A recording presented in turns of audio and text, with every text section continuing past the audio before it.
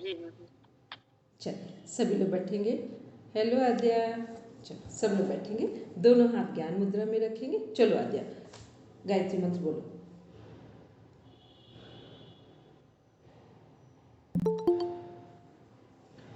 आद्या आवाज नहीं आ रही।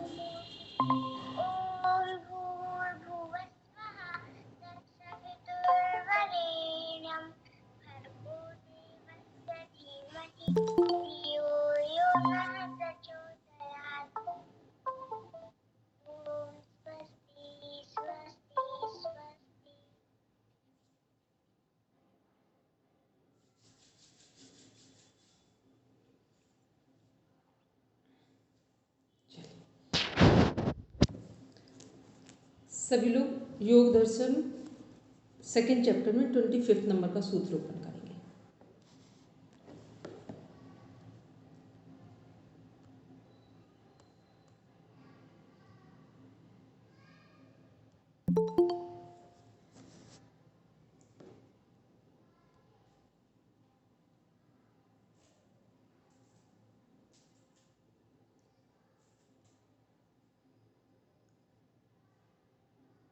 प्रकृति के जो 24 तत्व हैं उसका चार्ट अभी किसको लाना है? प्रकृति के जो 24 तत्व हैं उसका चार्ट अभी किसको किसको लाना है? रचना जी हो गए और हरदीप भैया।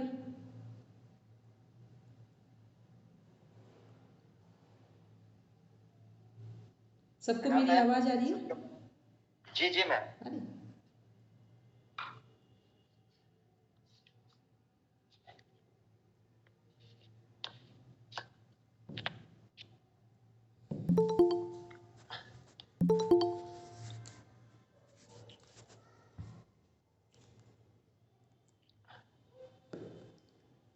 अच्छा, जो हम लोगों को मन है वो किस तरफ आएगा? रास्तिक अहंकार में, सात्विक में या तामसिक में? ध्यान से बोलेंगे, बोलेंगे रचना जी। तामसिक अहंकार। जो प्रकृति के तत्व हैं वहां पर किस जगह पर कनेक्ट है? सबसे पहले प्रकृति, उसके बाद महतत्व, फिर अहंकार। और अहंकार 3 तरह का, उसमें जो तामसिक है उसमें पंच महाभूत, नहीं, पंच ज्ञानेंद्रिय, पंच कर्मेंद्रिय और मन।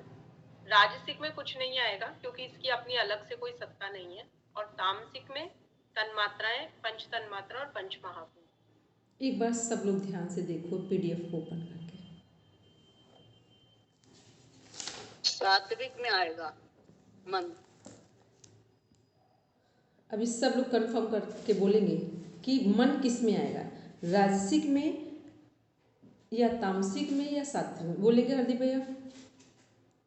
सीमा मैम ने बोला, हरदीप भैया। हाँ हरदीप भैया दोबारा बोलेंगे। मैम प्रकृति अहंकार जो है वो 3 पार्ट्स में डिवाइडेड है।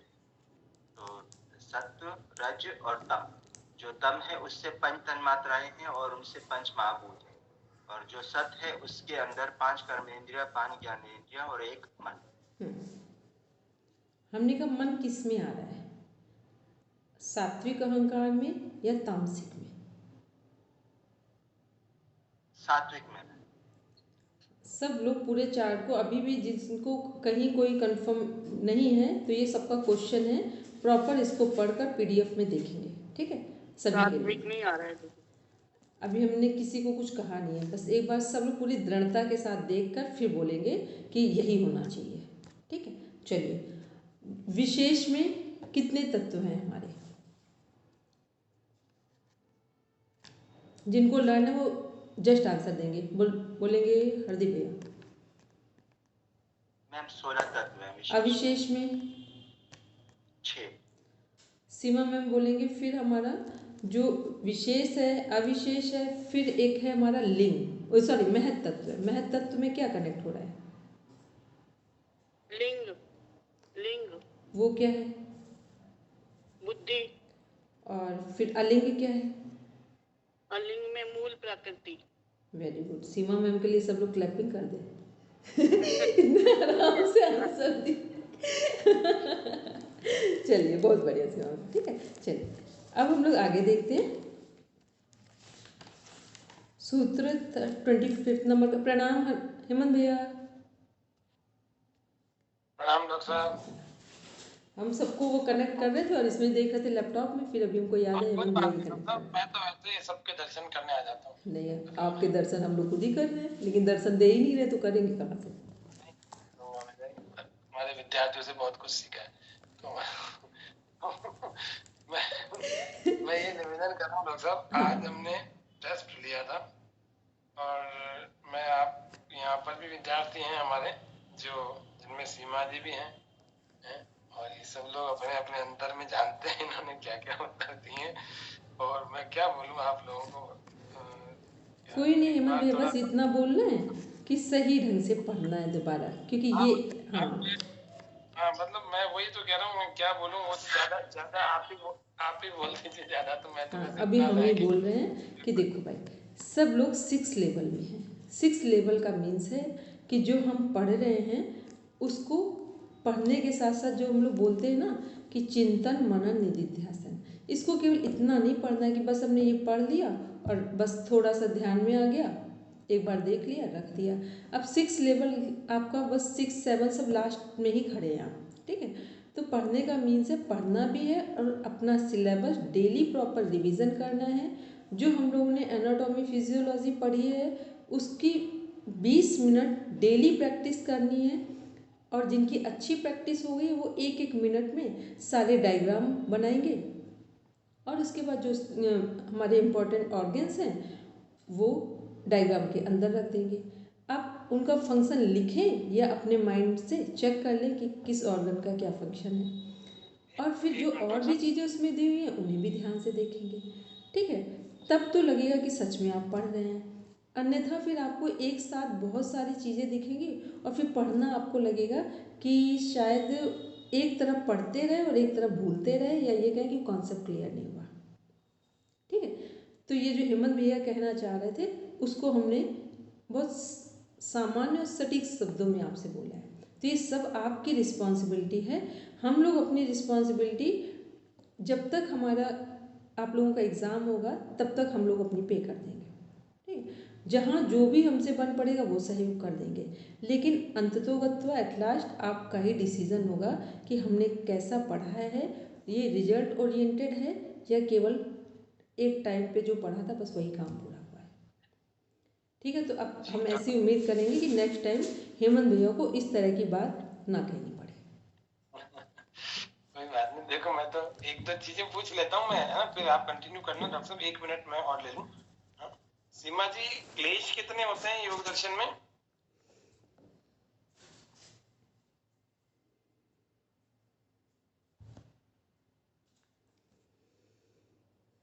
क्या क्वेश्चन था, ठीक से नहीं सुन पाई। क्लेश कितने होते हैं योग दर्शन वो के? हमेशा संख्या और उसमें 5 और 2 में कंफ्यूज कर जाती हूँ। अच्छा कोई बात नहीं, कठोपनिषद के हिसाब से योग की परिभाषा, इसमें तो कोई कंफ्यूजन नहीं होना चाहिए। हाँ वो गलती हो गई थी गुरुजी, अब गलती तो हो गई, आत्मा से जल्दी परमात्मा का मिलन, सीधा ही आत्मा से परमात्मा का मिलन, कैवल्य बाद में नहीं पहुंच, एक बहुत जल्दी में था, गलती हो गई थी गुरुजी, अब की बार नहीं होगी।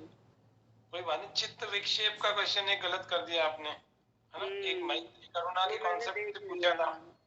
हाँ, और एक मैंने तो जानबूझ के पेपर ही ऐसा बनाया कि आप लोग हल करने के बाद उसके आंसर भी खुद ही एनालिसिस करके देख सको कि इसका ओरिजिनल सही उत्तर क्या है। लिखे भी हैं। थोड़ा सा थोड़ा और अच्छे से पढ़ेंगे, है ना, अच्छे और अच्छा हो जाएगा, है ना, ठीक है।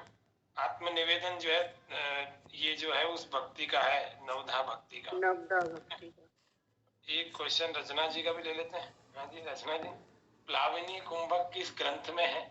ये गड़बड़ हो गया अपना है, जबकि ये मेरा भी गड़बड़ हुआ। हाँ, नीति का उद्देश्य केवल कपाल शोधन नहीं, बाकी ऑप्शन भी पढ़ना चाहिए, और भी चीजें लिखी थी, है ना, ठीक है। चलो ठीक है, ये 2 ही थे, ठीक डॉक्टर साहब, 1 मिनट हो गया, ठीक है। सभी लोग अपनी गलतियों पर सभी को ध्यान देना है, और जिन्होंने सही भी किया उन्हें भी ध्यान देना है, ये मैसेज सभी के लिए है, ठीक है। चलिए।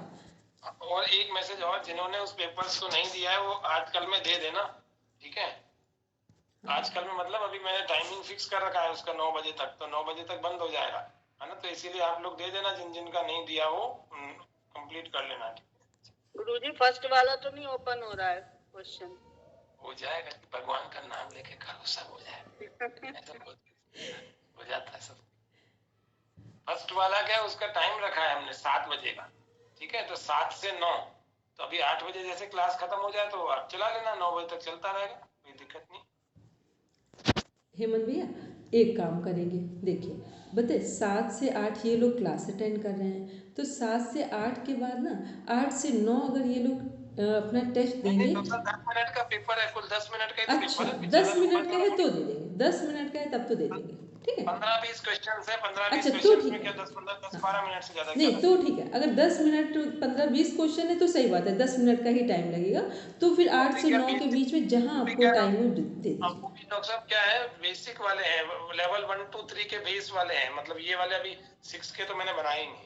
ठीक है, फिर ठीक है, तो ये इस बात से हेमंत भैया के एग्री कर रहे हैं, तो 10 मिनट का टाइम आप लोग कहीं भी मैनेज करके दे देंगे, क्योंकि कल आपको सच में टेस्ट देना है, वो थोड़ा लेंदी होगा, 6 लेवल का ही होगा, ठीक है? तो आज अपना 10 मिनट का टेस्ट सब लोग जहाँ कहीं पॉसिबल हो कर दें। अब किसी के पास कोई पॉसिबिलिटी ना हो तो फिर मैसेज कर देंगे ऑनेस्टी के साथ।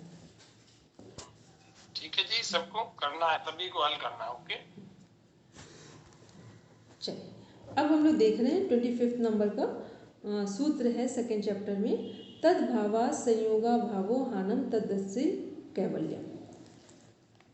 व्याख्या है, जब आत्मदर्शन रूप ज्ञान से अविद्या का यानी अज्ञान का सर्वथा अभाव हो जाता है।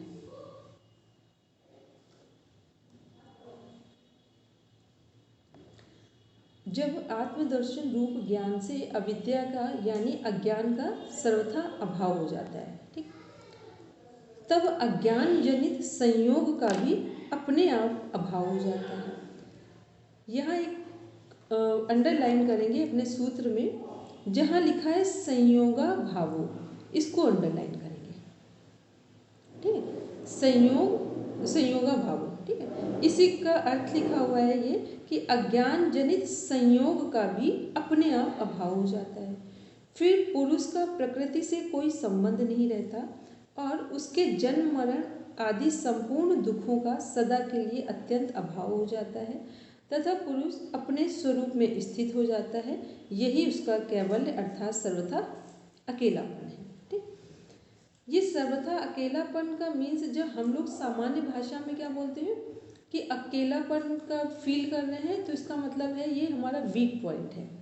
यहाँ अकेलेपन से तात्पर्य ये है कि हम अपने अस्तित्व के साथ जुड़ गए हैं। तो जब कोई व्यक्ति अपने अस्तित्व के साथ जुड़ जाता है तो उसे वो सबके बीच में रहेगा, सबके साथ में रहेगा, लेकिन वो अकेलापन का आनंद उठाएगा। ये अकेलापन डिप्रेशन वाला अकेलापन नहीं है, इस बात को ध्यान में रखेंगे सब, ठीक है? फिर ऊपर की लाइन देखेंगे कि जहाँ लिखा है हानम लिखा है, हानम ये जो दुख की अवधारणा में जो चतुर्युगवाद है, तो यहाँ हानम किस नंबर पे है?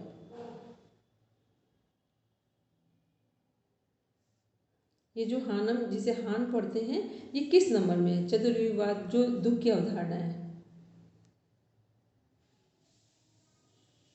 सबको मेरी बात समझ में आ रही है? हमने क्या क्वेश्चन पुटअप किया है, बोलेंगे दिव्या? मैम केवल्य तीसरा। वेरी गुड, कैवल्य तीसरा। जो था क्या थे, 4 थे हमारे, हे, हेतु, हान और हानुपाय। हे क्या है? हेयम दुख मनागतम, आने वाले दुखों का ही निवारण किया जा सकता है। हेतु क्या है? प्रकृति और पुरुष का संयोग, अज्ञानता के कारण जो हो रहा है। हान क्या है? हान है हमारा कैवल्य, कि जब हम कैवल्य को प्राप्त करेंगे तो क्या होगा कि जब आत्मदर्शन रूप ज्ञान से जैसे कैवल्य को प्राप्त करेंगे तो सबसे पहली चीज़ क्या होगी कि हमारी अज्ञानता खत्म होगी। अज्ञानता खत्म होगी तो इसका मतलब हम अपने कैवल्य मोक्ष को हमने प्राप्त कर लिया है।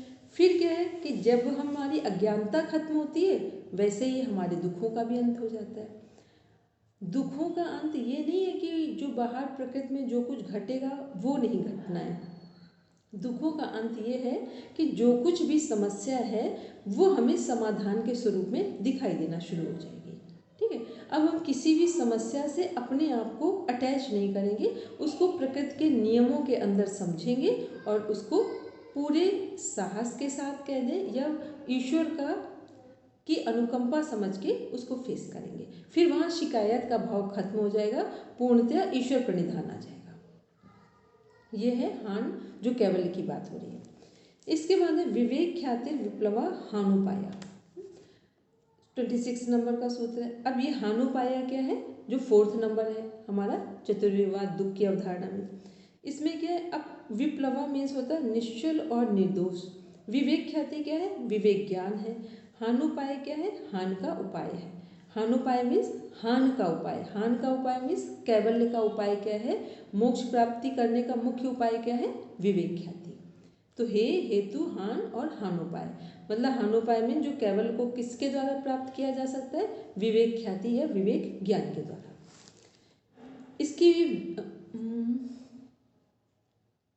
इसकी व्याख्या पढ़ेंगे, कृष्णा जी पढ़ेंगे।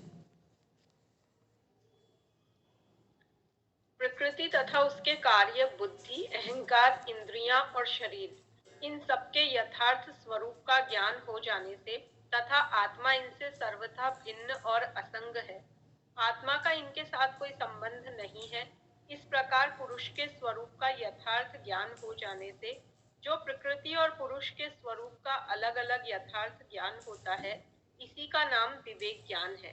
उस समय चित्त विवेक ज्ञान में निमग्न और कैवल्य के अभिमुख रहता है। यह ज्ञान जब समाधि की निर्मलता, स्वच्छता होने पर पूर्ण और निश्चल हो जाता है, उसमें किसी प्रकार का भी मल नहीं रहता, तब वह अविप्लव विवेक ज्ञान कहलाता है। ऐसा विवेक ज्ञान ही समस्त दुखों के अत्यंत अभाव रूप मुक्ति का उपाय है। इससे संसार के बीच अविद्यादि क्लेशों का और समस्त कर्मों का सर्वथा अभाव हो जाता है। उसके बाद चित्त अपने आश्रय रूप महतत्व आदि के सहित अपने कारण में विलीन हो जाता है तथा प्रकृति का जो स्वाभाविक परिणाम क्रम है वह उसके लिए बंद हो जाता है। ठीक है, इसमें ब्रैकेट ओपन करेंगे। जब व्याख्या पढ़ रहे थे, इस प्रकार पुरुष के स्वरूप का यथार्थ ज्ञान हो जाता है 4th नंबर की लाइन में, और इसी का नाम विवेक ज्ञान है। यहाँ इस प्रकार से ओपन करेंगे, विवेक ज्ञान है, क्लोज करेंगे। इसके बाद फिर नीचे आएंगे, नीचे से ऊपर देखेंगे, जहाँ बंद हो जाता है 1 2 3 4 5 6, नीचे से 6 नंबर ऊपर देखेंगे। विवेक ज्ञान ही समस्त दुखों के अत्यंत अभाव रूप मुक्ति का उपाय है। इससे संसार के बीज अविद्या आदि क्लेशों का और समस्त कर्मों का सर्वथा अभाव हो जाता है।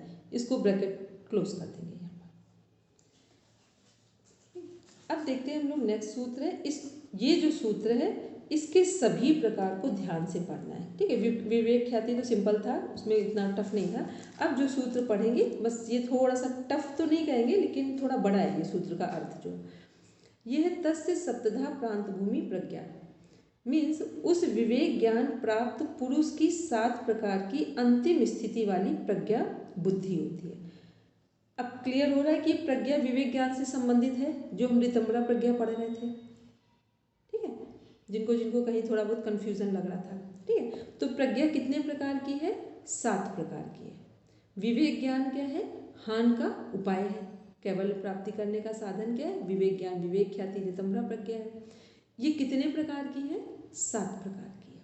ठीक, अब इस 7 प्रकार को प्रॉपर व्याख्या पढ़ेंगे कृष्ण जी। जब निर्मल और अचल विवेक ख्याति के द्वारा योगी के चित्त का आवरण और मल सर्वथा नष्ट हो जाता है, उस समय उस चित्त में दूसरे सांसारिक ज्ञानों का उदय नहीं होता। अतः 7 प्रकार की उत्कर्ष अवस्था वाली प्रज्ञा उत्पन्न होती है। उनमें पहली 4 प्रकार की तो कार्य विमुक्ति की द्योतक है, इस कारण वे कार्य विमुक्ति प्रज्ञा कहलाती है, और अंत की 3 चित्त विमुक्ति की द्योतक है, इस कारण उनका नाम चित्त विमुक्ति प्रज्ञा है। 2 पार्ट में डिवाइड है, एक कार्य विमुक्ति प्रज्ञा में और एक चित्त विमुक्ति प्रज्ञा में। टोटल टाइप प्रकार कितने हैं? 7 हैं। इन 7 को 2 पार्ट में डिवाइड किया गया है। पढ़ेंगे। कार्य विमुक्ति प्रज्ञा यानी कर्तव्य शून्य अवस्था के 4 भेद इस प्रकार हैं। ध्येय शून्य अवस्था, जो कुछ जानना था जान लिया, अब कुछ भी जानना शेष नहीं रहा, अर्थात जितना गुणमय दृश्य है वह सब अनित्य और परिणामी है, यह पूर्णतया जान लिया। ध्येय शून्य अवस्था, जिसका अभाव करना था उसका अभाव कर दिया, अर्थात दृष्टा और दृश्य के संयोग का, जो कि हेय का हेतु है, अभाव कर दिया। अब कुछ भी अभाव करने योग्य शेष नहीं रहा। रुकेंगे 1 मिनट अपना जी, वो क्या बोलते हैं इसने, देखिए यहाँ पे अभी हम लोगों ने गे शून्य में क्या देखा, जो हमें जानना था उसको हमने जान लिया। ठीक है, तो जानने योग्य क्या था कि गुण में जो दृश्य है उसको हमें जानना था। तो जानने का मीन्स हुआ कि हम वह सब अनित्य और परिणामी है, पूर्णतया हमने जान लिया। हमने क्या जाना कि जो भी परिणाम है, जो भी कुछ अनित्य है, वो कहाँ है? सब प्रकृति के अंदर है। तो हमने प्रकृति के बारे में पूरी तरीके से जान लिया कि प्रकृति अनित्य है, परिणामी है, ये हमने पहले ज्ञान प्राप्त कर लिया। इसके बाद हे शून्य क्या है? हे क्या था? हेयम दुख मनागता। ठीक, तो हे शून्य अवस्था में जिसका अभाव करना था, तो अभाव किसका करना था? दृष्टा और दृश्य का, पुरुष और प्रकृति का, क्योंकि इन्हीं का संयोग होने से दुख हमारे जीवन में था। जैसे इनके बीच में अभाव हुआ तो हम जैसे हैं अपने घर में हैं, अपने इसी शरीर में हैं, लेकिन हमारे दुखों का अंत हो गया। ठीक, दुखों का अंत बाहर से नहीं होता है, दुखों का अंत हमारी समझ से होता है। ठीक, तो ये हे शून्य अवस्था हो गई कि हे और हेतु का जो अभाव था वो भी अब करने योग्य शेष नहीं रहा। फिर हम पढ़ेंगे 3rd नंबर, प्राप्य प्राप्त अवस्था, जो कुछ प्राप्त करना था प्राप्त कर लिया, अर्थात समाधि के द्वारा केवल अवस्था की प्राप्ति हो चुकी, अतः अब कुछ भी प्राप्त करना शेष नहीं रहा। चिकीर्षा शून्य अवस्था, जो कुछ करना था कर लिया, अर्थात हान का उपाय, जो निर्मल और अचल विवेक ज्ञान है, उसे सिद्ध कर लिया, अब और कुछ करना शेष नहीं रहा। ठीक है। 3rd नंबर क्या है? प्राप्य प्राप्त अवस्था, जो कुछ प्राप्त करना था उसे प्राप्त कर लिया। तो प्राप्त करने योग्य क्या थी? समाधि थी। ठीक है, तो समाधि द्वारा केवल अवस्था की, ये केवल वो है कैवल्य के लिए। ठीक है, केवल ये कैवल्य के लिए, अब कुछ भी प्राप्त करना शेष नहीं रहा।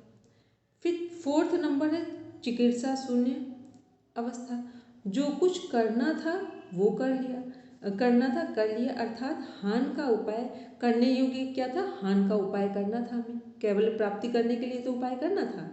तो हान का उपाय जो निर्मल और अचल विवेक ज्ञान है उसे भी सिद्ध कर लिया, तो अब कुछ शेष नहीं रहा। ये सब किस में आया? कार्य विमुक्ति प्रज्ञा में आया, जो कार्य करने वाली चीजें हैं। बोलिए कृष्ण जी। मैम, चिकीर्षा का मतलब इच्छा होता है, तो यहाँ वो शब्द मतलब रिलेट हो रहा है। तो हम लोगों के जीवन में मनुष्य जीवन की मेन इच्छा क्या है? शुभेच्छा, यही तो है, मोक्ष। उसमें हम लोगों ने योग वशिष्ठ में पढ़ा है ना, शुभेच्छा जो 7 प्रकार की भूमियाँ हैं, वहाँ शुभेच्छा का मीन्स है मोक्ष। मनुष्य जीवन की शुभ इच्छा क्या है? मोक्ष। ठीक है, वही मोक्ष, कैवल्य, मुक्ति, कुछ भी बोल दे। ठीक है, इनमें क्या आपको ध्यान रखना है? ये क्वेश्चन बहुत बार और कई तरीके से पूछा जाता है। इनमें ध्यान ये रखना है कि जो प्रज्ञा है या विवेक ख्याति वो 7 प्रकार की है। 7 प्रकार को 2 पार्ट में डिवाइड किया गया है, पहले ये ध्यान में रखना है। फिर जो गे शून्य का अर्थ क्या है, हे शून्य का अर्थ क्या है, प्राप्य प्राप्त का अर्थ क्या है, चिकित्सा शून्य का अर्थ क्या है। ठीक है, इसमें क्या डिफाइन है उसको एक एक लाइन में समझना है। दूसरा क्या ध्यान रखना है कि ये जो कुछ है ये कार्य विमुक्ति के अंदर आ रहे हैं। जैसे वहाँ पूछ लिया गया कि प्राप्य प्राप्त अवस्था किसका पार्ट है? विवेक ज्ञान, कैवल्य, ऐसे करके एक। दूसरा पूछा गया ये कार्य विमुक्ति से संबंधित है या चित्त की से संबंधित है। ठीक है, चित्त विमुक्ति से। तो ये बात को ध्यान रखना, तो इसको सभी लोग मोस्ट इंपॉर्टेंट में रख लें, इसको 2-3 बार रिवीजन कर लेंगे तो ये कॉन्सेप्ट क्लियर हो जाएगा। ठीक है, फिर है चित्त विमुक्ति प्रज्ञा के 3 भेद हैं, पढ़ेंगे। चित्त की कृतार्थता, चित्त ने अपना अधिकार भोग और अपवर्ग देना पूरा कर दिया, अब उसका कोई प्रयोजन शेष नहीं रहा। गुणलीनता, चित्त अपने कारण रूप गुण गुणों में लीन हो रहा है, क्योंकि अब उसका कोई कार्य शेष नहीं रहा। आत्मस्थिति, पुरुष सर्वथा गुणों से अतीत होकर अपने स्वरूप में अचल भाव से स्थित हो गया।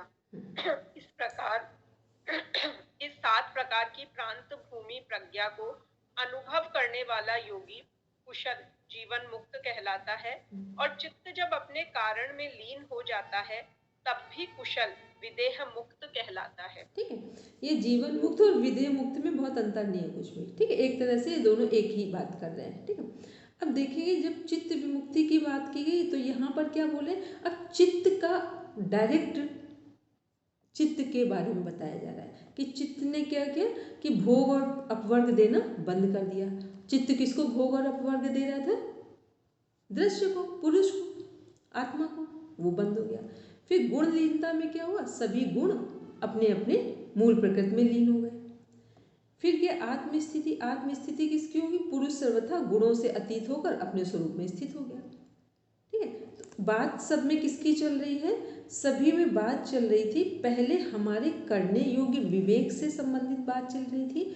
फिर जो विवेक का प्रसाद मिला या विवेक का जो परिणाम मिला वो चित्त के रूप में दिखाया जा रहा है कि चित्त ने अपना क्या लिया कि पहले चित्त ने अपना भोग और अपवर्ग देना बंद किया, फिर गुणों को अपने आप में विलीन कर लिया, फिर उसके बाद दृष्टा अपने स्वरूप में स्थित हो गया। ठीक, तो बस इसको एक एक लाइन में ध्यान से पढ़ना है और उसके अर्थ को बस ये समझना है कि इसका अर्थ एक लाइन में क्या है। तो ये हम कितना भी समझाएंगे आपको पढ़ना पड़ेगा। ठीक, 7 प्रकार की प्रज्ञा है, 2 पार्ट में डिवाइड है और इनके नाम क्या है वो ध्यान में रखना है बस। चलिए अब थोड़े से सरल की ओर हम लोग बढ़ रहे हैं, तो अब कुछ स्पीड भी लेंगे, हम लोग मेंटेन करेंगे। ये स्क्रीनशॉट एक बार ले लो सब इसका, ताकि बुक्स से नहीं भी देखना हो तो ऐसे भी देख लीजिए आप। अब देख रहे हैं हम लोग योगांग अनुष्ठानाद शुद्धिशय ज्ञान दीप्तर विवेक ख्याति।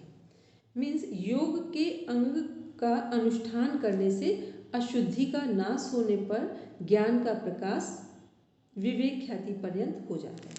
व्याख्या है कि आगे बतलाए जाने वाले योग के 8 अंगों का अनुष्ठान करने से उनको आचरण में लाने से चित्त के मल का अभाव होकर वह सर्वथा निर्मल हो जाता है। उस समय योगी के ज्ञान का प्रकाश विवेक ख्याति तक हो जाता है, अर्थात उसे आत्मा का स्वरूप बुद्धि, अहंकार और इंद्रियों से सर्वथा भिन्न प्रत्यक्ष दिखलाई देता है। मतलब बताया कि योग के अंगों का यदि अनुष्ठान करें तो भी हमारे जीवन में प्रकाश होगा, विवेक ख्याति आएगी और विवेक ख्याति से हम केवल को प्राप्त कर लेंगे। अब देख रहे हैं कि ये अंग कौन कौन से, तो ये 29 नंबर का सूत्र है। लगभग जो लोग क्लास लंबे समय से, सबको ये याद है कि 2nd चैप्टर में 29 नंबर में एक जगह ही केवल ये सूत्र जिसमें 8 अंग डिफाइन किए गए। यम, नियम, आसन, प्राणायाम, प्रत्याहार, धारणा, ध्यान, समाधि और अष्टांगानी, ये योग के 8 अंग हैं जिसे अष्टांग योग बोलते हैं। नेक्स्ट है अहिंसा, सत्यास्ते, ब्रह्मचर्या, परिग्रह, यम। अब योग में जो पहला अंग यम है उसके कितने अंग हैं? 5। तो इसको स्क्रीन पर भी चला दीजिए ताकि और रिकॉर्ड में भी आ जाएगा। एक मिनट। तो योग के जो हमारे पहले हम लोग एक ये देख लें कि योग के 8 अंग स्लाइड में है। फिर इसके बाद हम लोग देख रहे हैं कि जो हमारे यम हैं ये कितने हैं? 5 हैं। अहिंसा, सत्य, अस्तेय, ब्रह्मचर्य और अपरिग्रह, ये 5 अंग हैं। फिर हम लोग नियम को यहाँ देख ले रहे हैं, लेकिन नियम का नंबर अभी दूसरे में है, 32 नंबर में है। वहाँ के सौंस, संतोष, तप, स्वाध्याय, ईश्वर परिधान। अब जो हमारा इसको भी हम लोग डिफाइन आगे करेंगे कि अहिंसा क्या है, सत्य क्या है, जिस यदि हम इनका पालन करते हैं तो हमें क्या विभूतियाँ प्राप्त होंगी। इसके बाद है जाति, देश, काल, सम्यान, वच्छिन्ना, सार्वभौम, महाभूतम। ये क्या है हमारा? जाति, देश, काल और निमित्त की सीमा से रहित सार्वभौम होने पर ये सभी क्या कहलाएंगे? महाव्रत कहलाएंगे। कब ये हमारे यम महाव्रत कहलाएंगे? जब जाति, देश, काल, सीमा से बाहर भी यदि हम इनका पालन करते हैं तो ये महाव्रत कहलाएंगे। ये महाव्रत और किसके अनुसार दिए गए हैं? किन्होंने महाव्रत को जो पतंजलि के हैं इन्हीं महाव्रत की बात की है अपने ग्रंथ में। बोलेंगे दिव्या। जैन धर्म में, हाँ, जैन धर्म में, जैन दर्शन में भी पंच महाव्रत की बात की गई, जो सेम एज इट इज जैसा इसमें है वैसे ही है। बौद्ध धर्म में पंचशील की व्याख्या की गई है, लेकिन पंचशील में एक जो हमारा अपरिग्रह है वो वहाँ नहीं है, वहाँ पर नशा ना करना उसकी जगह रखा गया। चलिए अब देखते हैं हम लोग नेक्स्ट। शौच, संतोष, तपा, स्वाध्याय, ईश्वर प्रणिधानानि नियमा। नियम में 5 अंग हैं जिसे अभी हम लोग यम के साथ देख चुके हैं। अब आते हैं हम लोग, स्टार्ट होता है अब थोड़ा सा आगे जो हमारे अष्टांग योग है ये है क्या और फिर कैसे ये कनेक्ट हो रहे हैं आगे। वितर्क बाधने प्रतिपक्ष भावना मीन्स जब वितर्क यम और नियम के विरोधी हिंसा आदि के भाव यम नियम के पालन में बाधा पहुंचावे तब उनके प्रतिपक्षी विचारों का बारंबार चिंतन करना चाहिए। व्याख्या है, जब कभी संगदोष से या अन्यायपूर्वक किसी के द्वारा सताए जाने पर बदला लेने के लिए या अन्य किसी भी कारण से मन में अहिंसा आदि के विरोधी भाव बाधा पहुंचावे, अर्थात हिंसा, झूठ, चोरी आदि में प्रवृत्त होकर यम नियम आदि का त्याग कर देने की परिस्थिति उत्पन्न कर दे, तो उस समय उन विरोधी विचारों का नाश करने के लिए उन विचारों में दोष दर्शन रूप प्रतिपक्ष की भावना करनी चाहिए। इसका मीन्स हुआ कि प्रतिपक्ष की भावना क्या हुई, जो हमारे 5 यम हैं, यदि हमें अपने जीवन में मोक्ष या कैवल्य के मार्ग में चलना है तो हमें क्या चाहिए, अहिंसा चाहिए। लेकिन परिस्थितियों विपरीत हैं तो कई बार हमें क्या लगता है कि अहिंसा छोड़कर हिंसा कर ले, सत्य को छोड़कर झूठ बोल दे, चोरी ना करने को छोड़कर चोरी कर ले। तो ऐसे भाव यदि हमारे जीवन में या हमारे मन में आ रहे हो, परिस्थिति विपरीत है उस समय, तो हमें क्या करना है, प्रतिपक्षी मीन्स उनके अपोजिट विचारों को अपने मन में लाना है कि चोरी की जगह चोरी नहीं करेंगे, हिंसा की जगह अहिंसा करेंगे, झूठ की जगह सत्य बोलेंगे। तो ये क्या है, इससे हमारा जीवन जो मनुष्य जीवन मिला है वो धीरे धीरे सन्मार्ग की ओर आगे बढ़ेगा। नेक्स्ट सूत्र है, ये एकमात्र सूत्र जो सबसे बड़ा सूत्र है और व्यास भाष्य के अनुसार इसी सूत्र को 2 पार्ट में डिवाइड किया गया है। तो वहाँ पर 196 सूत्र होते हैं, तो इसको 2 पार्ट में डिवाइड करने के कारण 196 सूत्र होते हैं, अदरवाइज 195 सूत्रों की ही व्याख्या की गई है। वितर्का, हिंसा, दया, कृतकारिता, अनुमोदिता, लोभ, क्रोध, मोह, पूर्वका, मृदु मध्यादि मात्रा, दुख, ज्ञानानंत फला इति प्रतिपक्ष भावना मीन्स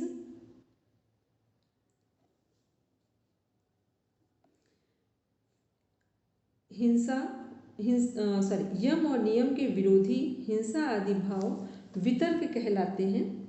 वे 3 प्रकार के होते हैं, स्वयं किए हुए, दूसरों से करवाए हुए और अनुमोदित किए हुए। इनके कारण लोभ, क्रोध और मोह है। कोई भी गलत काम हम कब करते हैं, 3 उसके पीछे कारण होते हैं, लोभ होगा, क्रोध होगा और मोह होगा। यही 3 मुख्य कारण हैं जब हम कोई गलत काम करने के लिए तैयार होते हैं। फिर क्या है, मृदु, मध्य और अधिक मीन्स इनमें से भी कोई छोटा, कोई मध्यम और कोई बहुत बड़ा होता है। फिर है ये दुख और अज्ञान रूप अनंत फल देने वाले हैं। इस प्रकार विचार करना ही प्रतिपक्ष भावना है।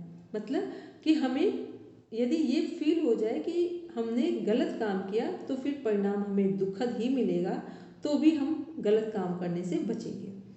तो यहाँ पे क्या है कि कई बार होता है ना कि हम लोग कृतिकारित, अनुमोदित मीन्स कई बार तो कुछ लोग स्वयं ही गलत काम कर देते हैं, फिर कुछ को लगता है कि हमने तो नहीं किया है लेकिन दूसरों से करवा दिया, तो भी आपके ऊपर उतना ही प्रेशर आएगा या वही परिणाम मिलेंगे जो खुद करते या दूसरों से करवाते। फिर तीसरा है अनुमोदन किया जाना। कई बार होता है ना कि कोई कह रहा है कि गलत काम करने के लिए जा रहा है, ना तो हमने खुद किया है गलत काम, ना किसी को करने के लिए प्रेरित किया है, लेकिन जब कोई करने जा रहा है तो हमने ऐसे भाव प्रकट किए हैं जिसका मतलब बिना कहे हाँ ही है, तो ये अनुमोदन में हो गया। तो ये तीनों ही परिस्थितियों में जो भी गलत काम किया जाएगा उसका परिणाम हमें दुख रूप में भोगना ही पड़ेगा। ठीक है, तो ये क्या है, ये इसलिए हमें ध्यान रखना है कि विषम परिस्थिति में जो भी गलत चीज़ें हैं उनकी अपेक्षा हम यम का पालन करें। अब आते हैं नेक्स्ट, देखते हैं हम लोग सूत्र। अहिंसा प्रतिष्ठायाम तत्सनिधो वैर त्याग। 35 से 39 नंबर तक के सूत्र देख रहे हैं, यम है यहाँ पर। यम के फल क्या है, पहली चीज़ तो यम में लिख लें कि यम सामाजिक होते हैं। यम क्या है, सामाजिक है। नियम व्यक्तिगत है, यम सामाजिक है। अहिंसा का फल क्या है, स्क्रीन में सामने एक एक लाइन में प्रॉपर दिया हुआ। अहिंसा का है वैर का त्याग, सामने आए हुए भी उस समय वैर त्याग कर देते हैं। ठीक है, इसको सिंपल शब्दों में देख लें। यदि हम अपने मन में, अपने जीवन में वैर का त्याग करते हैं तो फिर प्रकृति में जीव जंतु वनस्पतियाँ व्यक्ति सभी हमारे साथ मित्रता का भाव रखना शुरू कर देते हैं। इसलिए हम अहिंसा का भाव रखेंगे, ये भी हमें कैवल्य तक पहुँचाने में पूरी तरीके से सपोर्ट कर रहा है। फिर है सत्य क्रियाफल। सत्य का एक सत्य प्रतिष्ठायाम क्रियाफल सिद्धम मीन्स सत्य की दृढ़ स्थिति हो जाने पर क्रियाफल के आश्रय का भाव आ जाता है। इसका मीन्स हुआ कि हम जो बोलेंगे वो सत्य हो जाएगा। तो ये सत्य में हमारे मुख से आशीर्वाद निकलेगा, वो भी सत्य होगा। और यदि किसी ने हमको अनायास लगातार बिना किसी वजह से बार बार नुकसान पहुंचाने की कोशिश की, तो कई बार यदि हमारे मुंह से कुछ भी गलत निकल गया तो वो भी सही हो जाएगा। तो श्राप और आशीर्वाद दोनों हमारे सत्य साबित हो जाएंगे। फिर है अस्तेय प्रतिष्ठायाम सर्वरत्नोपस्थानम मीन्स सभी रत्न प्रकट हो जाते हैं, छिपा खजाना मिल जाता है। इसका मीन्स ये नहीं है कि हम सत्य चोरी नहीं करेंगे तो छिपा हुआ खजाना मिल जाएगा। इसको एक छोटे से उदाहरण से समझाते हैं। स्वामी रामदेव जी जो अभी जीवंत उदाहरण है पूरे विश्व के सामने, और हम लोग योग की बात करते हैं तो इसलिए उनका नाम लेना एक स्वाभाविक भी है। वो उनका जो स्टार्टिंग शुरुआती जीवन है, आरंभिक जीवन है, वहाँ पर उनके पास बिल्कुल एक जितना साधारण हो सकता है उस तरह का जीवन है। लेकिन देखते देखते विश्व की अर्थव्यवस्था में, भारत की अर्थव्यवस्था में एक नॉन गवर्नमेंट फंडिंग में अगर देखेंगे तो पहला नंबर आता है, फर्स्ट नंबर पे है। तो ये क्या है कि ये जो हम लोग पढ़ रहे हैं अस्तेय प्रतिष्ठायाम सर्वरत्नोपस्थानम मीन्स जब कोई व्यक्ति पूरे यूनिवर्स के कल्याण के लिए कुछ करना चाहता है तो सभी खजाने जो जहाँ जैसी चीज़ें उनको चाहिए वो सब मिलती चली जाती हैं। ठीक है, ये मतलब है यहाँ पर। यहाँ ये मतलब नहीं है कि कुछ भी हम कहीं से भी निकाल लें, उठा लें, ये मतलब नहीं है। जब हम कल्याणकारी दृष्टि से यूनिवर्स को कुछ देने का मन बना लेते हैं तो जिस चीज़ की हमें आवश्यकता होती है प्रकृति उनका सपोर्ट ऑटोमेटिक करती चली जाती है। फिर है ब्रह्मचर्य। ब्रह्मचर्य से क्या है, अपूर्व शक्ति वीर्य लाभ मीन्स जितना जिस व्यक्ति का चिंतन चरित्र व्यवहार अच्छा होगा उतना ही उसके संकल्प बल मजबूत होते हैं। और पूरी सृष्टि में खेल किसका है, संकल्प बल का है। जिसके जितने संकल्प बल मजबूत हैं वो व्यक्ति उतना श्रेष्ठ कार्य करेगा। व्यक्ति क्या है उस पर काम नहीं होता है, व्यक्ति के संकल्प पर डिपेंड करता है कि वो क्या कर सकता है। फिर है अपरिग्रह। ब्रह्मचर्य का सूत्र है हमारा ब्रह्मचर्य प्रतिष्ठायाम वीर्य लाभ मीन्स ब्रह्मचर्य की दृढ़ स्थिति हो जाने पर सामर्थ्य का लाभ होता है। जब साधक में ब्रह्मचर्य की पूर्णतया दृढ़ स्थिति हो जाती है तब उसके मन, बुद्धि, इंद्रिय और शरीर में अपूर्व शक्ति का प्रादुर्भाव हो जाता है। साधारण मनुष्य किसी काम में भी उसकी बराबरी नहीं कर सकते। फिर है अपरिग्रह। अपरिग्रह क्या है, अपरिग्रह स्थैर्य जन्म कथनता संबोधा मीन्स पूर्व जन्म का ज्ञान।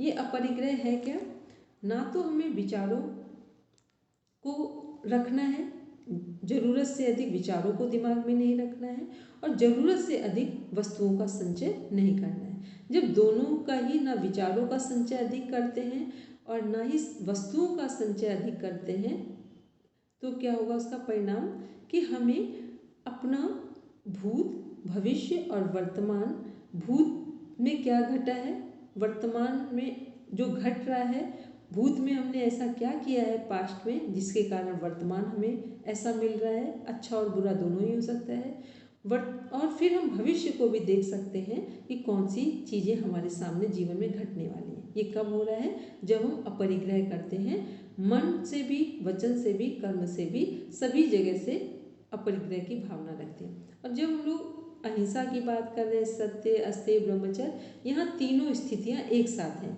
वो मन से भी हमें ईमानदार होना है, वचन से भी ईमानदार होना है और कर्म से भी ईमानदार होना है। और जो चोरी करने वाला है उसको एक बार देख लें अस्तेय के बारे में, कि ये चोरी करना, यदि हमने किसी के विचार कहीं पढ़े हैं, सुने हैं, वो अच्छा व्यक्ति है, खराब है, ये मैटर नहीं करता है, लेकिन यदि हम उनके विचारों को कहीं सुना है, पढ़ा है, कहीं भी व्यक्त कर रहे हैं, वो व्यक्ति है या नहीं है, लेकिन उनका रेफरेंस देकर ही बात करें। ये सब बहुत गहरी चीज़ें हैं, लेकिन हमारी ईमानदारी में एक बहुत बड़ा पार्ट प्ले करते हैं। तो ये हम लोग देख रहे थे यम के बारे में। अब देखते हैं नियम। शौचात् स्वांग जुगुप्सा परैर संसर्गा, 40 से लेकर 45 नंबर तक सूत्र नियम से संबंधित है। नियम क्या है, व्यक्तिगत। यम सामाजिक है, नियम व्यक्तिगत है। इनमें जो कुछ भी करेंगे वो हमारे व्यक्तिगत जीवन के साथ कनेक्ट होगा। तो पहले जो 40 नंबर का सूत्र है, संसर्ग की आसक्ति का निरोध, मीन्स अंतःकरण की शुद्धि हो, मन में प्रसन्नता हो, चित्त की एकाग्रता हो, ये नीचे वाला सूत्र है। और फिर इंद्रियां वश में होती हैं, आत्म साक्षात्कार की योग्यता होती है। मतलब नियम की जब सिद्धि होगी तो हमारे जीवन में क्या आएगा। तो पहले जो हम लोग सूत्र पढ़ रहे हैं 40 नंबर का, शौचात् स्वांग जुगुप्सा परैर संसर्गा, मीन्स हुआ, व्याख्या है कि बाह्य शुद्धि के पालन से साधक की अपने शरीर में अपवित्र बुद्धि होकर उसमें वैराग्य आ जाता है, यह वैराग्य हो जाता है, अर्थात इसमें आसक्ति नहीं रहती है और दूसरे सांसारिक मनुष्यों के साथ संसर्ग करने की इच्छा नहीं रहती है, अर्थात उनके संग में भी प्रवृत्ति या आसक्ति नहीं रहती। यहाँ तात्पर्य है कि अभी होता है ना कि हम इससे भी मिल लें, इससे भी मिल लें, बात कर लें तो हमें अच्छा फील हो रहा है, लेकिन जब हम नियम का सही ढंग से पालन करते हैं तो हमारे सेटिस्फेक्शन के लिए हम किसी से बात करें, किसी से अपनी बात शेयर करें, इसकी भी इच्छा हमारे मन से खत्म हो जाती है। बाह्य शुद्धि भी होगी और आंतरिक शुद्धि भी होगी। अब बाह्य और आंतरिक शुद्धियों में कौन कौन सी चीज़ें हैं वो हमारे सामने जो 41 नंबर का सूत्र है, सत्व शुद्धि सौम्नस्य एकाग्रेंद्रिय ज्ञात्म दर्शन योग्यत्वानिचा, मीन्स अंतःकरण की शुद्धि होगी। अंतर में कौन कौन सी चीज़ें आ रही है हमारी, अंतःकरण की शुद्धि। फिर मन में प्रसन्नता भी आएगी, चित्त में एकाग्रता भी आएगी, इंद्रियां हमारे वश में होंगी, आत्म साक्षात्कार की योग्यता आएगी जब हम लोग नियम का पालन कर रहे हैं। इसके बाद है संतोषादुन्नतम सुख लाभा, मीन्स संतोष से जिससे उत्तम दूसरा कोई सुख नहीं है, ऐसे सर्वोत्तम सुख का लाभ भी होगा। कहा जाता है जिसके पास संतोष है, सेटिस्फेक्शन जिसको फील करने की हैबिट हो गई है, उससे अमीर धनवान कोई भी व्यक्ति नहीं है। क्योंकि धनवान होने का मतलब बाहर की चीज़ों बहुत ज़्यादा हो, बाहर की वस्तुएं या लग्जरी लाइफ बहुत स्ट्रांग हो, ये ज़रूरी नहीं है। सेटिस्फेक्शन कितना है वो उस पर डिपेंड करता है कि आप कहाँ पर हैं, कितनी आपने प्रोग्रेस की है रियलिटी में। अदरवाइज सामान्य जीवन में तो हम बाहर से जो कुछ दिख रहा है उसी के अनुसार आकलन करते हैं व्यक्ति के व्यक्तित्व का। सामान्य लोग व्यक्तित्व से नहीं देखते हैं व्यक्ति को, बाहर की जो प्रॉस्पेरिटी है उससे कनेक्ट होते हैं, ठीक। और जो रियल लाइफ जीने वाले हैं वो बाहर की चीज़ों को से कनेक्ट नहीं होते हैं, वो व्यक्ति से कनेक्ट होते हैं। तो ये योग की बात कर रहे हैं तो यहाँ व्यक्तित्व की बात हो रही है, पर्सनल बात हो रही है, इंडिविजुअल बात की जा रही है। फिर क्या है, तो संतोष क्या है, सबसे श्रेष्ठ सद्गुण है। इसके बाद है कायेंद्रिय सिद्धि शुद्धि क्षया तपसा, मीन्स शरीर और इंद्रियों से संबंधित जितनी सिद्धियां हैं, जितने भी तप किए जाते हैं, वो सब भी क्या है, व्यक्तिगत पार्ट है हमारा। जितने भी हम तप करते हैं वो मन से करें, शरीर से करें, कोई उपवास करके करें, किसी को वचन दिया है उसको निभा कर करें, जो हमने गुरु मंत्र लिया है उसका सही से पालन कर रहे हैं, वो सब कुछ तप के अंदर आता है हमारा, तो वो भी क्या है, व्यक्तिगत है। फिर उसके बाद है, इसकी व्याख्या पढ़ेंगे रचना जी 43 नंबर पे। स्वधर्म पालन के लिए व्रत उपवास आदि करने या अन्य सब प्रकार के कष्ट सहन करने का नाम तप है। इसके अभ्यास से शरीर और इंद्रियों के मल का नाश हो जाता है, तब योगी का शरीर स्वच्छ, स्वस्थ और हल्का हो जाता है तथा तीसरे पाद के 45वें और 46वें सूत्र में बतलाई हुई काय संपद रूप शरीर संबंधी सिद्धियां प्राप्त हो जाती हैं एवं सूक्ष्म, दूर देश में और व्यवधान युक्त स्थान में स्थित विषयों को देखना, सुनना आदि इंद्रिय संबंधी सिद्धि भी प्राप्त हो जाती है। ठीक है, अभी हम लोग पढ़ेंगे जिसमें अरिमा महिमा लगिमा गरिमा, ठीक है, वो काय संपत्ति है, रूप लावन बलवज संगनन त्वानि काय संपत्ति, ये सब क्या है, शरीर के तप से भी इस तरह की सिद्धियां प्राप्त होती है। ठीक है, वो विभूति पाद में हम लोग आगे देखेंगे। इसके बाद है स्वाध्याय देवता संप्रयोगा, मीन्स व्याख्या है कि शास्त्राभ्यास, मंत्र जप और अपने जीवन का अध्ययन रूप स्वाध्याय के प्रभाव से योगी जिस इष्ट देव का दर्शन करना चाहता है उसी का दर्शन हो जाता है। आज एक कहानी सुनाते हैं, पहले नीचे वाली लाइन ले लें फिर लेते हैं। ठीक, तो पहले स्वाध्याय क्या है, जिसमें शास्त्राभ्यास भी है, मंत्र जप भी है और अपने जीवन का अध्ययन है। हम लोग गलती कहाँ करते हैं, सब कर लेते हैं पर अपने जीवन के अध्ययन की बात आती है, सेल्फ असेसमेंट की जब बात आती है, यहाँ बहुत बार चूक जाते हैं। ठीक, और सबसे ज़रूरी है रात में सोने से पहले 1 मिनट 5 मिनट अपने लिए ज़रूर दें, 10 मिनट, कि इतना तो हम लोग देख लें कि आज हमने क्या किया, जो अच्छा हुआ है वो कैसा था और जो गलत हुआ है उसमें दूसरे कारण हैं या हम ही कारण हैं। ठीक, और दुनिया में जहाँ कहीं तकलीफ है कारण हम ही होंगे यदि ध्यान से देखेंगे तो, और जिस क्षण हम खुद कारण दिखाई देने लगे समझ लेना अब भगवान ने हमारे ऊपर असीम अनुकंपा कर दी, बहुत कृपा होती है तब हम अपनी गलतियों को देख पाते हैं, वरना पूरा जीवन दूसरों की गलतियों को देखने में ही गुजर जाता है और कुछ मिलता नहीं है। ठीक, फिर लास्ट है 45 नंबर में समाधि सिद्धि ईश्वर प्रणिधान। ईश्वर प्रणिधान से समाधि की सिद्धि हो जाती है, सबसे टफ और सबसे सरल साधन। ठीक है, ईश्वर की शरणागति से योग साधन में आने वाले विघ्नों का नाश होकर शीघ्र ही समाधि निष्पन्न हो जाती है। ऐसा लग रहा है शीघ्र ही समाधि निष्पन्न हो जाती है, जैसा लगता है बिल्कुल सरल है। सबसे टफ काम है। ठीक, एक बात बताते हैं, आज ही हमने एक सुन रहे थे, अपने गुरु जी की कुछ चीज़ें आ रही थी, उसमें था उड़िया बाबा का नाम किसने किसने सुना है? सुना? 4 संत लोग एक साथ मथुरा में रहे, उड़िया बाबा, हाथी बाबा, हरि बाबा, उड़िया बाबा, हाथी बाबा, हरि बाबा ही है, और अखंडानंद सरस्वती जी और आनंदमयी माँ। ठीक, 4 लोगों का एक संत महापुरुषों का जैसे मित्र संत हुए हैं। ठीक है, एक समय पर उसमें से उड़िया बाबा का आ रहा था कि वो एक बार इतना दुखी हो गए, उनको लगा पता नहीं कब से हम कितने अनुष्ठान कर लिए, सब कुछ कर लिया, ईश्वर तो मिले नहीं, मेरे दुख का अंत नहीं हुआ। तो एक बार उनको बहुत गुस्सा आ गया, उन्होंने कहा आज 24 घंटे में या तो ईश्वर का साक्षात्कार होगा और या तो फिर हम प्राण को छोड़ देंगे अपने। और कहाँ छोड़ेंगे? शिव मंदिर में, क्योंकि शिव जी के वो भक्त थे।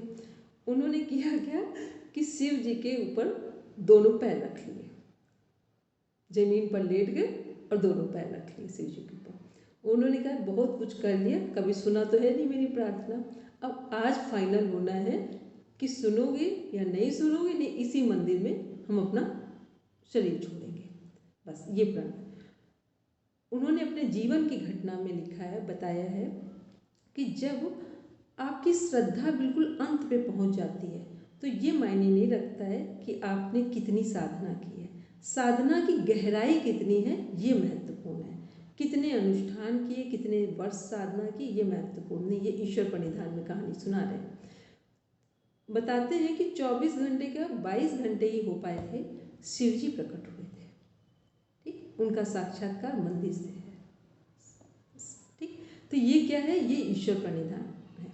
हम लोग ऐसा करें तो नहीं करे, कोई भी करे, लेकिन इतनी हिम्मत भी तो होनी चाहिए कि शिव जी के ऊपर पैर रखे हुए हैं, ठीक, और ये सोच कर रखे हुए कि इतने दिनों से कर रहे हैं, कुछ नहीं हुआ है। अब आज फैसला होगा या तो हाँ में या तो ना में, नहीं तो ये होगा कि कहीं कोई परमात्मा नहीं है और हम यही आत्महत्या करेंगे।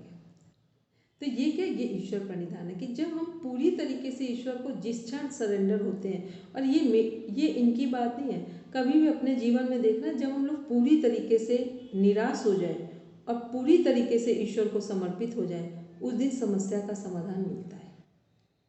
लेकिन ऐसा हम लोग पूरा कभी कर ही नहीं पाते। हम लोग के पास समस्या आती है, हम क्या करते हैं, कभी इससे कुछ इसके पास जाते हैं, कभी किसी के पास जाते हैं, या तो बहुत समझदार व्यक्ति के पास जाओ जिससे लगता हो कि ये मेरे सुख और दुख को बराबर समझ रहा है, ऐसे रेयर कोई मिल जाए, ठीक। नहीं तो फिर ईश्वर के साथ बैठ जाओ तो वो किसी ना किसी को फिर सामने प्रकट करेगा। तो ये क्या है, क्योंकि हम लोग पढ़ रहे हैं, पढ़ने का मतलब ये नहीं कि बस हमने कहानी पढ़ी है, हमारे जीवन से भी जुड़ा हुआ एक प्रसंग है कि हम लोग पढ़ें और उसका यूज भी करें। बोलेंगे अंजू, कुछ कह रहे?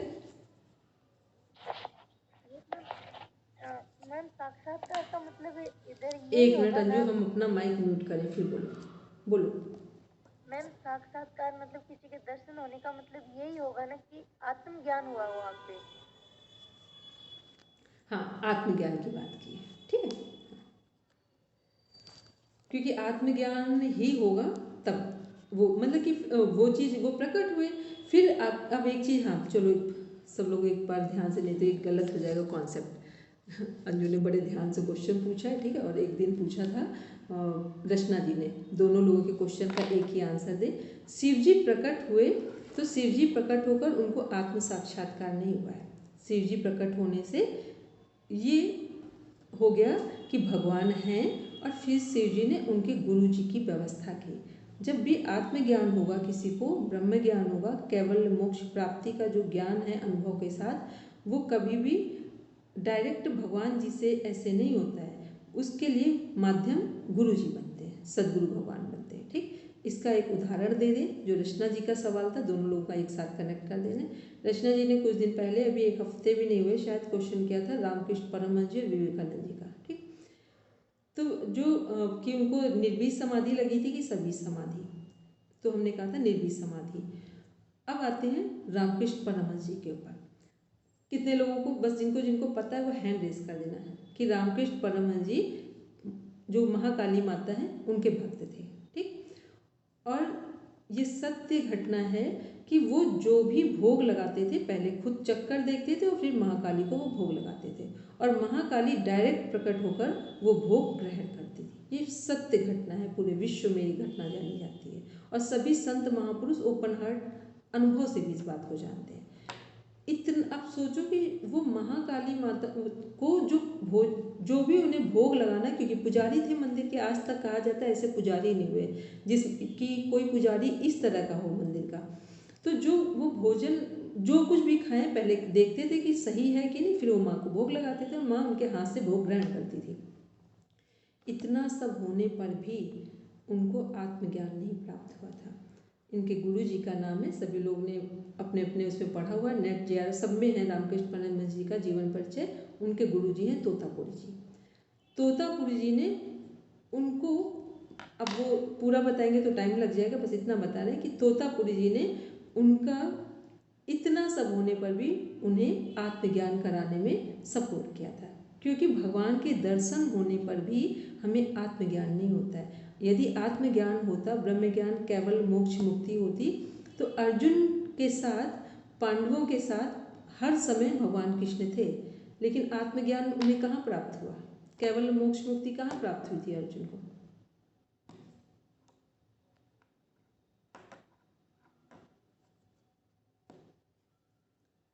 बोलेंगे हृदय भैया? कुरुक्षेत्र में, ठीक है, जब श्रीमद् भगवद गीता का ज्ञान दिया गया।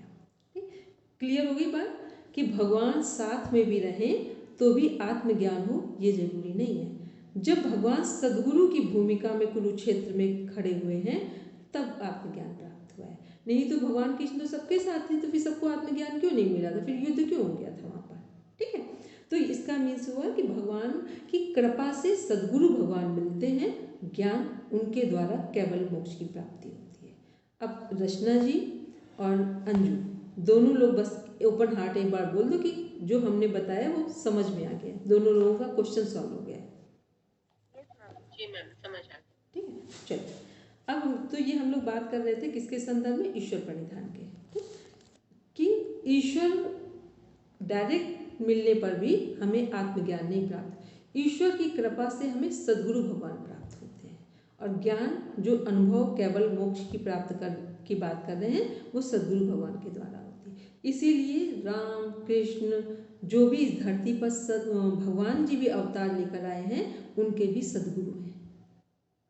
ठीक, भगवान जी के अगर सद्गुरु हैं तो इसका मतलब है गुरुर ब्रह्मा गुरुर विष्णु अखंड मंडलाकारम, ठीक, ब्रह्मानंदम परम सुखदम, ये उन्हीं को कनेक्ट करते हैं कि बिना सद्गुरु की वंदना के कोई भी शास्त्र कंप्लीट नहीं होता है और जीवन पूरा नहीं होता है। अब आते हैं हम लोग नेक्स्ट देखते हैं 46 नंबर पे, टाइम देखते हैं 46 नंबर पे है स्थिर सुखम आसन।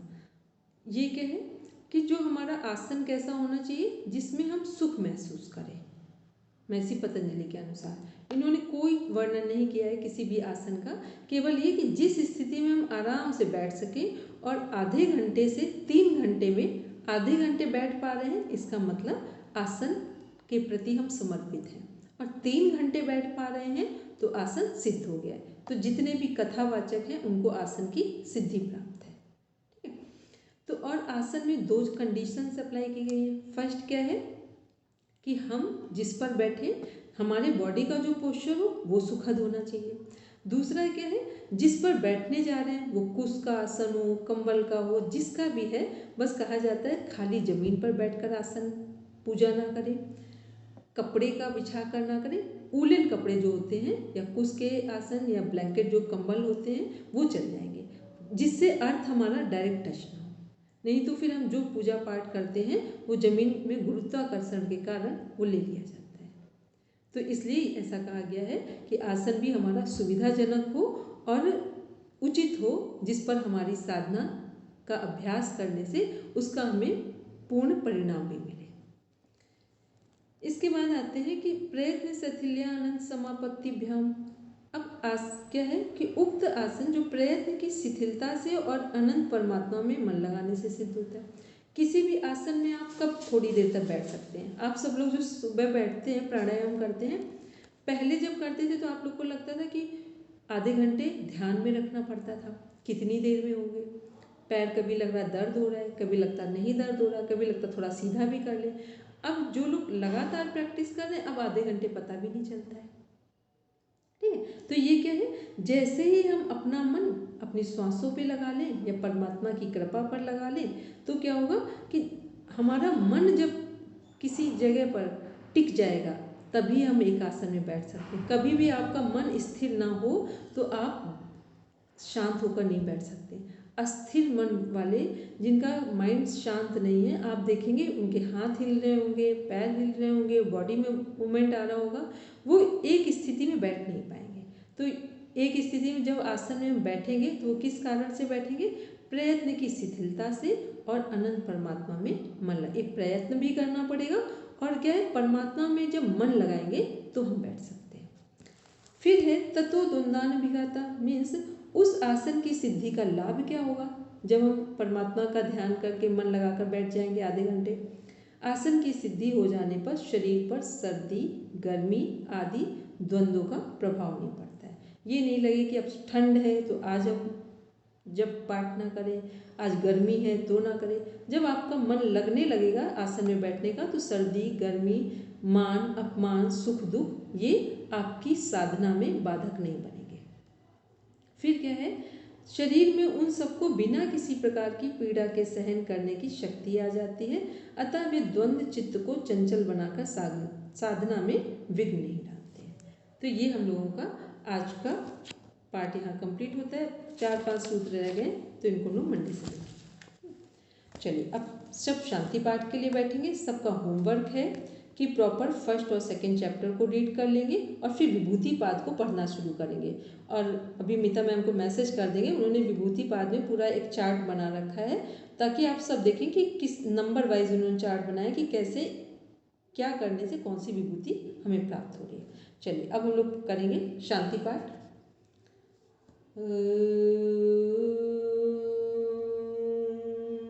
शांति शांति शांति सर्वारिष्ठेषु शान्तिर्भवतु। Now rub your palm, touch your eyes, then open your eyes. चलिए सभी को प्रणाम, शुभ रात्रि, बाय। प्रणाम मैम सबको।